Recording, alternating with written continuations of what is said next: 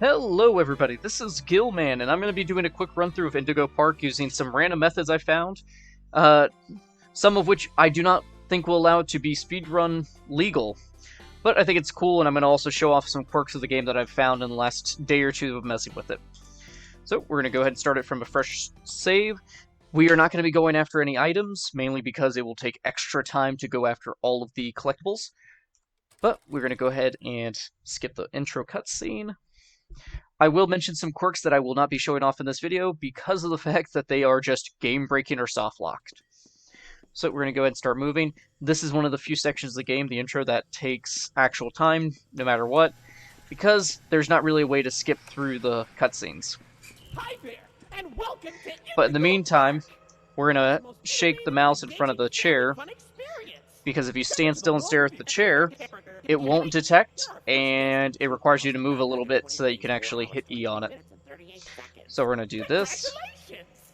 I'm Rambly the raccoon, and it's my job to make sure your experience here at Indigo Park is the most fun it can be. Just hop on over to the registration center to your left, where our friendly assistant will help you begin your adventure in the park. Hi, there we go. I'm Rambly the raccoon, and it's my job So to make sure your they're going to have us experience go here at through Indigo this little Park mini is cutscene. registered. Let me just get a good look at you. Don't seem to have your face in our guest list. Is this your first time here at the park, or did you just No, get it's my plastic surgery? 12th time, I think. I've played through this so many times, finding these little Then you glitches. qualify for a big discount on your visit. Just follow me to the main gate. Alright, it's going to spawn us facing the spot we had originally stood in, so we need to turn around. So this spot, I don't know if it's delayed or if the trigger's finicky, but we're going to get up to this screen, and then we're going to start moving, because Yep, there we go. So, he's just going to go over this spiel of, oh, the gate's not open. So we're going to wait by this door, so that we can hit the trigger to start getting that gear brought down. And as much as I'd love to catch that gear midair, that gear, if you catch it before it lands, or right as it lands, it will actually crash the game. Like, fully. So we're just going to wait for it to come down and cool down for a second before it, just destroys the game. And now, down, catch, right? And to catch up on that, we're going to hit E on the gearbox, and as we're turning, spam E to hit the lever at the same time, which gives us a little bit of a time save. So now we're going to move towards the gate, which is going to start opening once we get close to it. Welcome to Indigo Park. And now we are at the front gate. We need to hit this point right here so that he'll start getting us a critter cuff, which there will be a fun little quirk of the game in this room. So we'll let it open the door. Alright, start moving in. So a quirk I will show is start jumping and hit E, and it'll lock your view into where the critter cuff is until it comes down. Alright. So there's a soft lock here. If you hit this button, because there's such a wide range where it collides, that it will assume you didn't unlock it and stick you in the gift shop indefinitely. So we're going to keep moving. I got stuck on a can for a second there, but I got it fixed. And now we're loading into the next one. Another tip is, while you're loading into next levels, do not hold your forward key or any of the movement keys, because it'll stick you as if it's in a box. So now is where we're going to use a interesting method with the dev menu, which is currently on this revision stuck to the apostrophe key. I accidentally came across this, and the glitch that's about to be shown off was unintended. So we're going to slowly make our way through.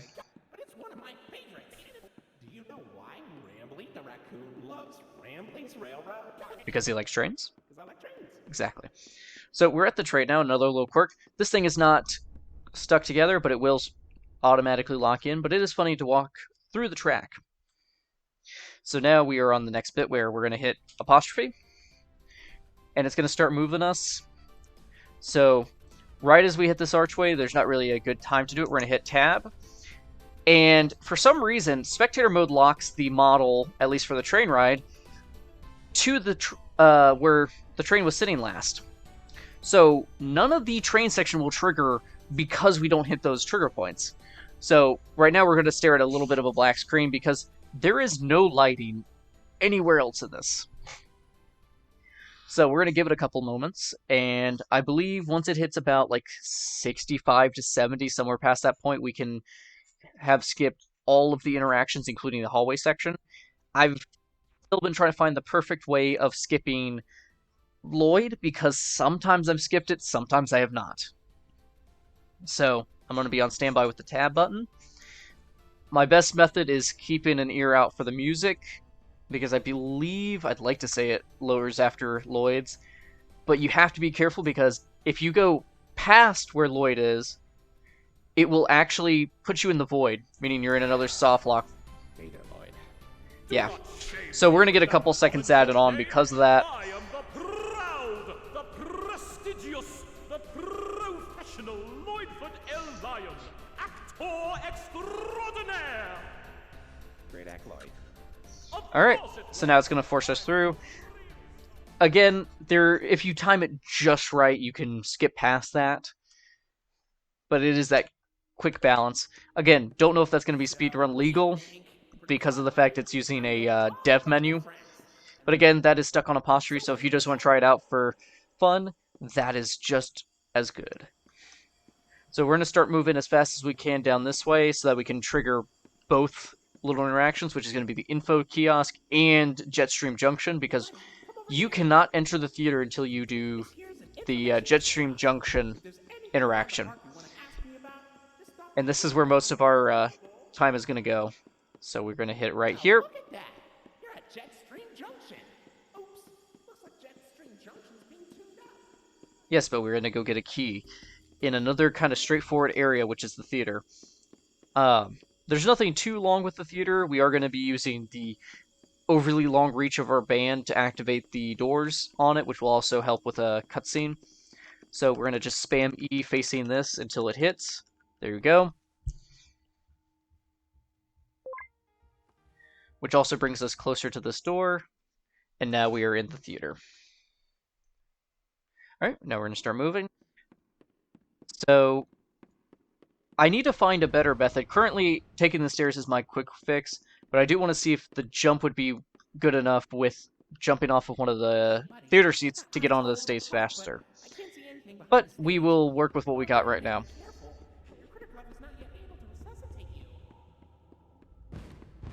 So he's going to do his little scary stalking animation.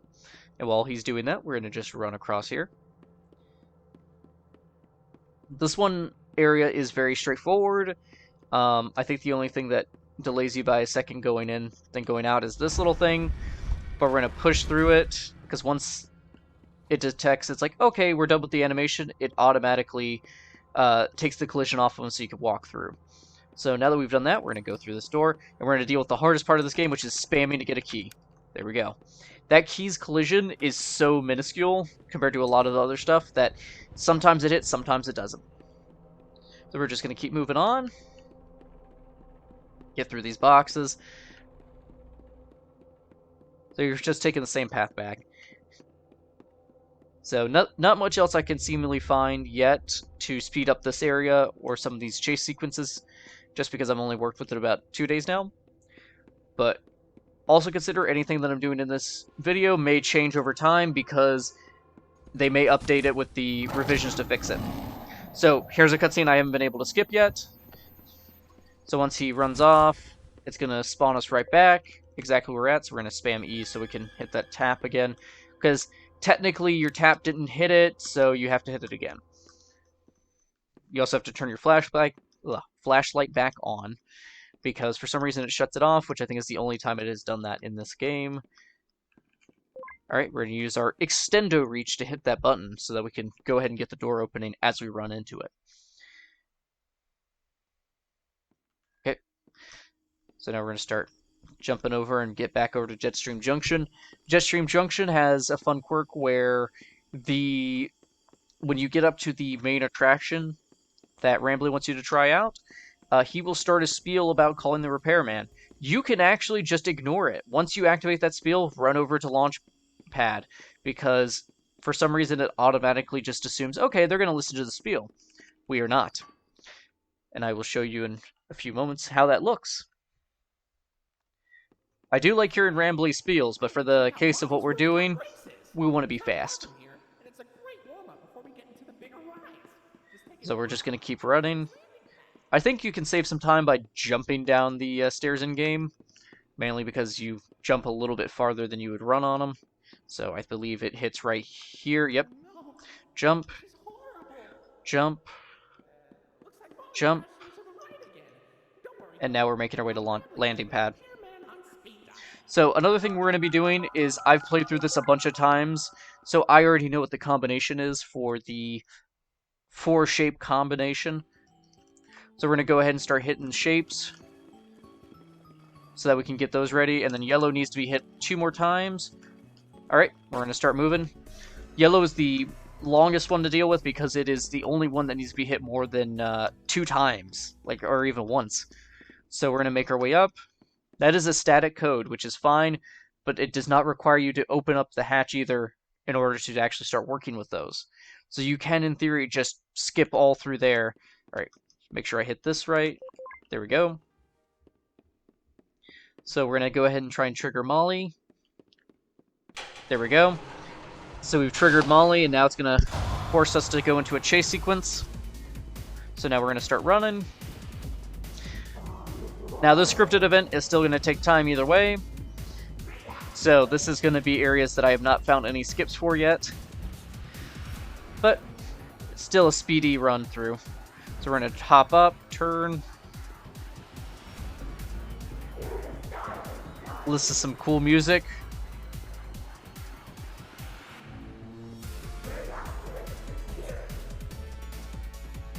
Alright, and then there should be a trampoline coming up that I need to be careful of because muscle memory keeps trying to push me to turn around after it. But if I remember correctly, it's going to be a trampoline where I need to just keep going forward. Yep, this is the one. And we don't get caught on anything. So now we're going to fall through here. We're going to avoid that little collision right there because those have their own separate little gaps, so you can actually get stuck on them. And we're going to make our way through.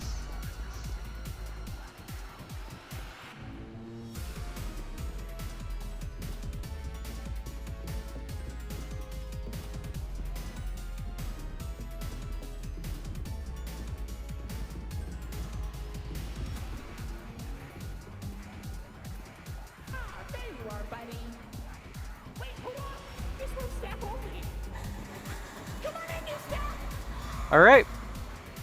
And now we're just going to hit it with the flashlight for a couple seconds since this is scripted, and it's done. Boop, boop. Another little quirk. This has collision on it, so you can stand on top of it. Welcome to the Rambley's Wranglers Registered Room. Here we have plenty of amenities and... So, nothing we could do in this section for now. We have to let him go through his little explanation and spiel. It's an important part of our policy here at Indigo Park, so I need to be honest about something. Let you watch this since it's been kind of a boring run through with the lack of a train ride. I just was so excited to see a visitor, and I wanted to be sure you were given the best experience possible. But I was confined to the entrance for so long, I didn't realize just how much disrepair the park has fallen into. Wasting all of your fun time.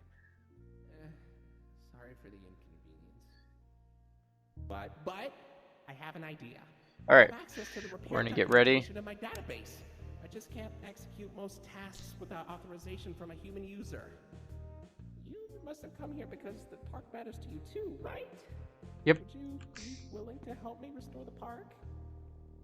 I can see in your facial tracking data that you aren't opposed to this. Ooh, I'm so excited. Let's get this place back in business. Alright, it's gonna automatically open this door. Go. Okay, welcome to the crew, Rookie Wrangler. Registered. Your first official job is one of Rambley's Wranglers. Skip over these stairs. And we're gonna hang a left. Alright, we're gonna let it load in. And I need to wait until it loads in before I start running. Okay, good. We're good to go. So we've already reached the last section of this, which is just entering the new exhibit before the game ends. That being Oceanic Odyssey.